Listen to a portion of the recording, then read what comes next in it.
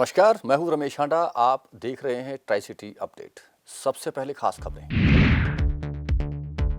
डेराबस्सी और जीरकपुर से 60 और डायरिया मरीज पहुंचे अस्पताल। स्वास्थ्य विभाग की टीम ने किया दौरा। वो पॉइंट भी ढूंढ लिया जहां जीरकपुर में पीने के पानी में मिल रहा था सीवरेज का पानी। विक्की मिड्डूखेड़ा मर्डर केस में गैंगस्टर भूपी राणा को कुरुक्षेत्र जेल से लाया गया। प्रोटेक्शन वारंट पर पुलिस करेगी पूछताछ। और शहर की हवा कितनी दूषित, बताएगा एयर मॉनिटर। सेक्टर 22 के सरकारी स्कूल में हुआ उद्घाटन। और अब खबरें विस्तार से। जीरकपुर के बल्टाना में और डेराबस्सी में डायरिया का प्रकोप जारी है। बीते 24 घंटों में 60 से अधिक नए मरीज अस्पतालों में पहुंचे हैं, लेकिन किसी के मरने की सूचना अभी तक नहीं थी। आपको बता दें कि बल्टाना में पीने के पानी में गटर का दूषित पानी मिल रहा था और लोग लगातार बीमार हो रहे थे। इससे पहले वहां एक 3 वर्षीय बच्चे की मौत भी हो चुकी थी। स्वास्थ्य विभाग ने दौरा भी किया था और दावा किया था कि जहां से पानी लीकेज होकर पीने के पानी में मिल रहा था, उस जगह को ढूंढकर उसे ठीक कर दिया जाए। लेकिन अब फिर से स्वास्थ्य विभाग ने वहां का दौरा किया और बताया जा रहा है कि वो पॉइंट उन्होंने ढूंढ लिया है जहां से सीवरेज का पानी पीने के पानी की पाइपलाइन में मिल रहा था, जिसे कल से मुरम्मत का काम शुरू हो जाएगा। वहीं डेराबस्सी में भी सीईओ नगर कौंसिल को वहां के निवासियों ने शिकायत दी थी, जिसके बाद वहां भी स्वास्थ्य विभाग की टीम ने दौरा किया और बंद पड़े सीवरेज को और ब्लॉकेज हुए सीवरेज को खोलने का काम शुरू कर दिया गया है। अस्पताल में डॉक्टरों की विशेष टीम का गठन किया गया है, जो कि 24 घंटों वहां तैनात है। मोहाली जिले की पुलिस हरियाणा जेल में बंद भूपी राणा को प्रोटेक्शन वारंट पर लेकर डेराबस्सी पहुंची, जहां पुलिस ने भारी सुरक्षा प्रबंध कर रखे थे। हालांकि पुलिस अधिकारी यह कहते नजर आए कि एक पुराने मर्डर मामले में पूछताछ के लिए राणा को लाया गया है, लेकिन पुलिस सूत्रों की माने तो भूपी राणा से विक्की मिड्डूखेड़ा मर्डर केस में पूछताछ की जा सकती है। मोहाली में विक्कू मिड्डूखेड़ा की हत्या के 3 दिन बाद पुलिस के हाथ खाली हैं। वहीं पुलिस ने अब जेलों में बंद गैंगस्टरों को प्रोटेक्शन वारंट पर लाकर उनसे पूछताछ का सिलसिला शुरू कर दिया है। जहां गत दिन संगरूर जेल में बंद गैंगस्टर सुखप्रीत उर्फ बुड्ढा को प्रोटेक्शन वारंट पर लेकर आई थी, वहीं अब मोहाली पुलिस मंगलवार को हरियाणा जेल में बंद गैंगस्टर भूपी राणा को भी प्रोटेक्शन वारंट पर लेकर डेराबस्सी पहुंची है, जहां अदालत ने पेश कर उसे 3 दिन के रिमांड पर लिया गया है। मौके पर मौजूद डीएसपी मनोज गोस्वामी ने बताया कि भूपी राणा को कुरुक्षेत्र जेल से प्रोटेक्शन वारंट पर लाया गया है, जिससे एक मर्डर केस में पूछताछ की जानी है। वह मर्डर भूपी ने किया था या उसके साथियों ने, ये साफ नहीं हो पाया। ਇਹ ਭੁਪਿੰਦਰ ਸਿੰਘ ਹੈਗਾ, ਇਹਨੂੰ ਆਪਾਂ ਡੇਰਾਬੱਸੀ ਜਿਹੜੀ ਕੋਰਟ ਦੇ ਵਿੱਚ ਪੇਸ਼ ਕੀਤਾ। ਕਿੱਥੋਂ ਲਿਆਂਦਾ ਸਰ? ਇਹਨੂੰ ਕੁਰੂਖੇਤਰ ਜੇਲ੍ਹ ਤੋਂ ਲੈ ਕੇ ਤੇ ਡੇਰਾਬੱਸੀ ਕੇਸ ਹੈ ਕੋਈ ਇਹਦਾ? ਜੀ ਕਿਹੜੀ ਤੋਂ ਉਹਦੇ ਚ ਹੈ sir? Derabassi case under investigation, ਉਹਦੇ ਵਿੱਚ ਅਸੀਂ ਇਹਦਾ ਪ੍ਰੋਡਕਸ਼ਨ ਫਿਰ ਉਹਨੂੰ ਨਹੀਂ ਕੋਰਟ ਦੇ ਵਿੱਚ ਪੇਸ਼ ਕੀਤਾ। ਪ੍ਰੋਡਕਸ਼ਨ ਵਾਰੰਟ ਲੈ ਕੇ ਹੈਗਾ, ਇੱਕ ਪੁਰਾਣਾ ਕੇਸ ਹੈ ਮਰਡਰ ਦਾ ਜੀ, 3 दिन ਦਾ रिमांड। शहर में मंगलवार को दूसरा time air quality monitoring station शुरू कर दिया गया।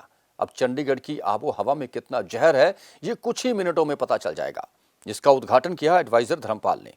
यह air quality monitoring station sector 22A के सरकारी स्कूल में स्थापित किया गया है। इस मॉनिटरिंग स्टेशन से शुरू होने वाले पोल्यूशन के बारे में सही जानकारी मिल सकेगी। इसी तरह का मॉनिटरिंग स्टेशन पंजाब यूनिवर्सिटी के साउथ ब्लॉक में भी लगा हुआ है।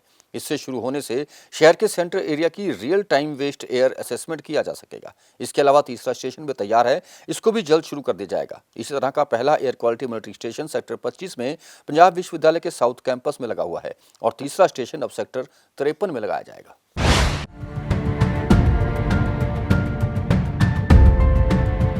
शहर में मंगलवार को दूसरा real time air quality monitoring station शुरू हुआ, जिसका उद्घाटन एडवाइजर धर्मपाल ने किया। ये air quality monitoring station sector 22A के सरकारी स्कूल में बनाया गया है। इस मॉनिटरिंग स्टेशन के शुरू होने से पोल्यूशन के बारे में सही जानकारी मिल सकेगी। इसी तरह का मॉनिटरिंग स्टेशन पंजाब यूनिवर्सिटी के साउथ ब्लॉक में लगा हुआ है। वहीं अब दूसरे real time air quality monitoring station के शुरू होने से शहर के सेंट्रल एरिया की real time based air assessment की जा सकेगी। इसके अलावा तीसरा स्टेशन भी तैयार है, इसको भी जल्द शुरू कर दिया जाएगा। तीसरा स्टेशन सेक्टर 53 में लगाया जा रहा है। ਇਹ ਸਾਡਾ 에ਅਰ ਕੁਆਲਿਟੀ ਮੋਨੀਟਰਿੰਗ ਸਿਸਟਮ ਆ। It's a complete weather station. ਇਹਦੇ ਵਿੱਚ ਬਹੁਤ ਸਾਰੇ parameter, nitrogen oxide, CO, SO, SO2 और PM 2.5 पार्टिकल, PM10, तो सारा कंप्लीट एयर का एनालिसिस ये स्टेशन करता है। This is one of the kind. And ये सेकंड स्टेशन हमारा बना है, तीसरा भी और एक इनॉग्रेट होने वाला है, और पूरा जो है 5 बनने हैं यहाँ पे। तो बेसिकली आइडिया ये है कि हम पूरी जो जितनी हमारी एयर क्वालिटी है उसको कंटिन्यूस बेसिस पे ऑनलाइन ढंग से मॉनिटर करें, ताकि हमें क्वालिटी का पता चलता रहे हर वक्त। नए शुरू किए गए real time air quality monitoring station से फायदा ये होगा कि इससे real time data air pollution को लेकर मिल सकेगा।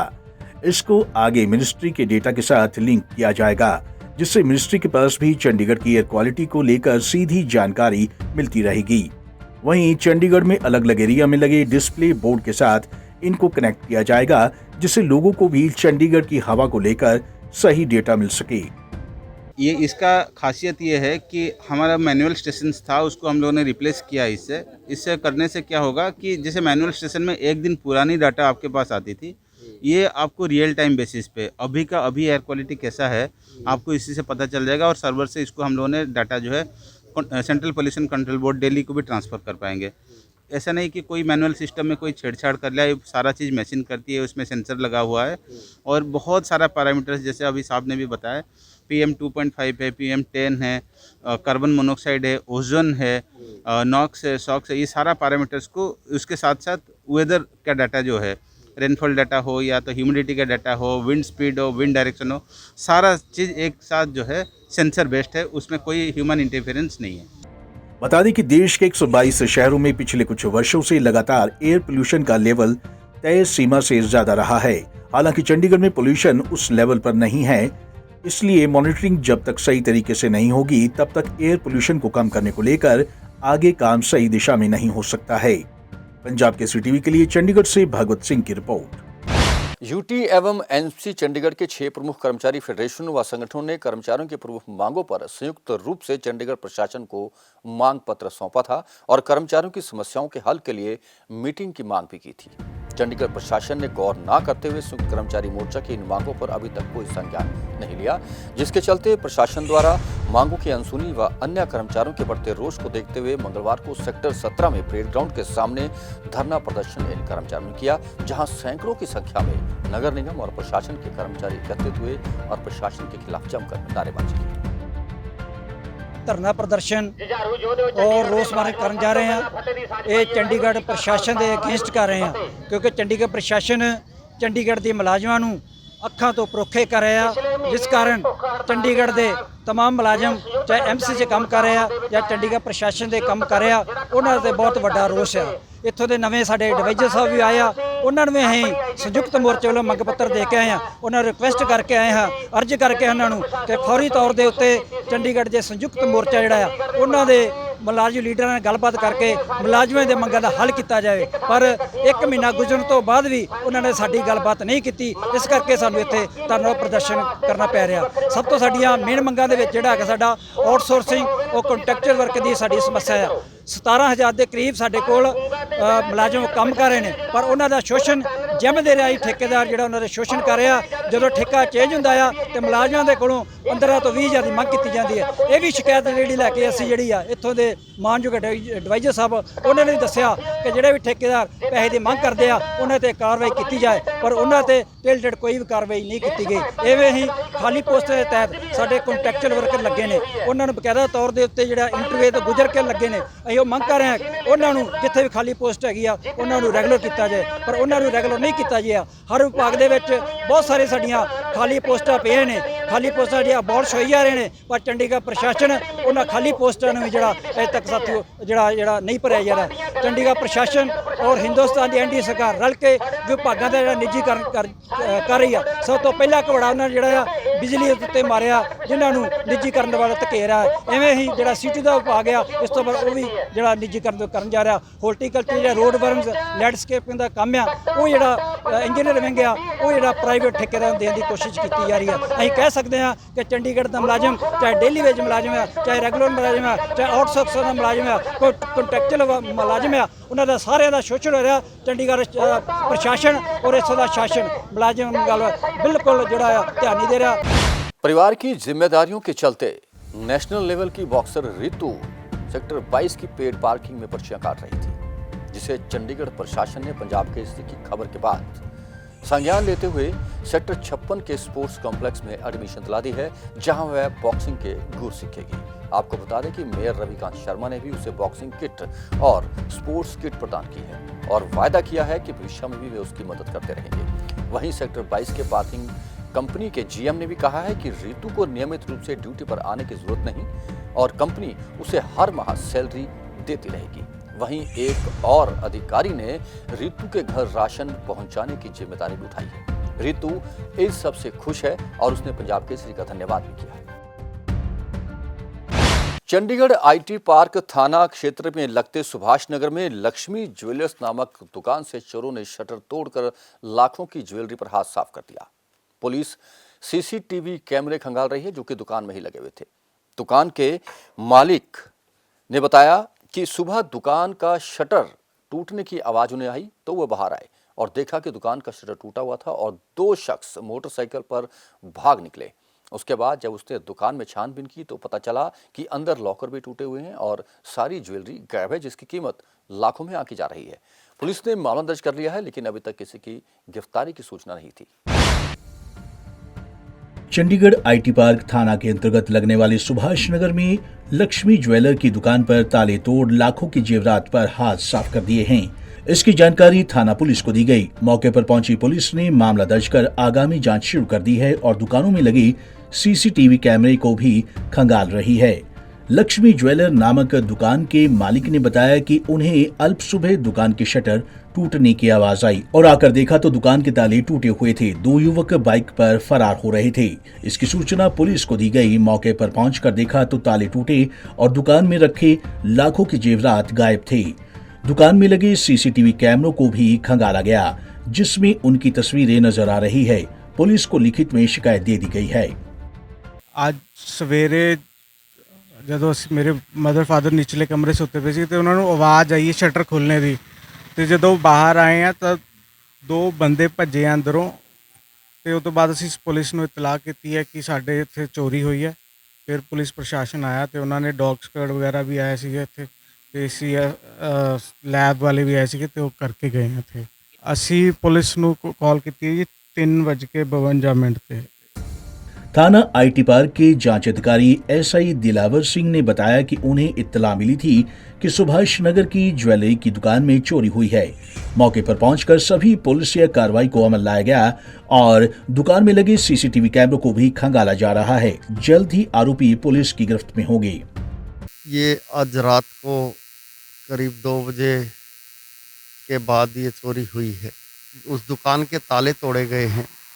ताले तोड़कर चांदी के आइटम्स हैं जो मालिक ने बताया है। अभी मैं सही तरीके से उसका आंकलन नहीं कर सका हूँ भी मेरे दुकान से क्या क्या चोरी हुआ है।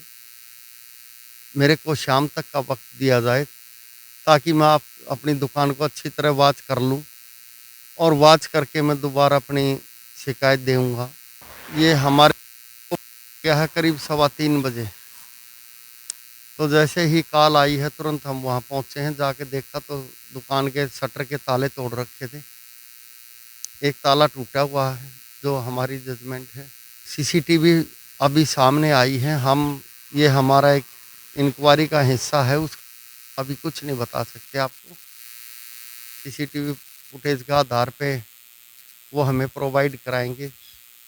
जैसे ही कोई सुराग लगता है या पता लगता है वैसे कार्रवाई की जाएगी। बहरहाल थाना पुलिस ने मामला दर्ज कर लिया है और आरोपी की तलाश में सीसीटीवी कैमरे की मदद ली जा रही है। अब देखना ये होगा कि पुलिस अब सीसीटीवी कैमरे की मदद से कितनी जल्द से जल्द आरोपियों तक पहुंच पाती है। पंजाब केसरी टीवी के लिए चंडीगढ़ से कुलदीप कुमार की रिपोर्ट।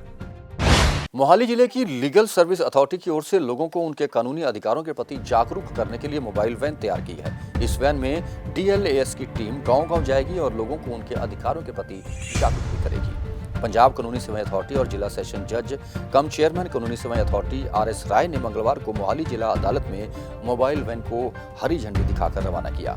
डीएलएसी की ओर से इस वैन का 15 दिन के लिए लोगों को जागरूक करने के लिए उपयोग किया जाएगा।